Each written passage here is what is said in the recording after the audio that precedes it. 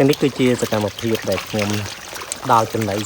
សម្រាប់កង្កែបរបស់ខ្ញុំបាទកង្កែបនេះគឺជាប្រភេទកង្កែបដែលខ្ញុំចំលក្ខណៈកង្កែបគោកបាទអញ្ចឹងកង្កែបគោកនេះគឺមានភាពស្រស់ស្អាតទី1តកតងជាមួយនឹងម្លប់សម្រាប់យើងដាំប្រគួនដាំទឹកឡោកបាទសម្រាប់ឲ្យកង្កែបជាម្លប់កង្កែបបាទហើយយើងមានស្រូវមកគុំដែរបងប្អូនតាមមកគុំទៅបែកដល់កបងប្អូនអើយកមកស្រូវ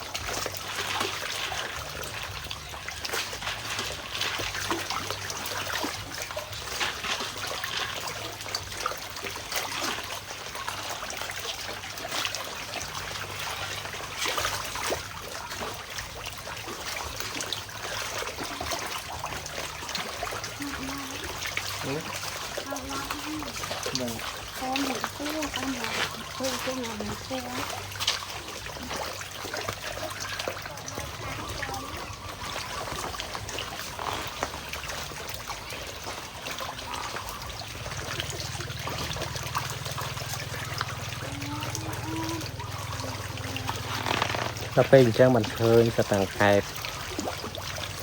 ដល់ពេលដល់ម៉ោងវាស៊ី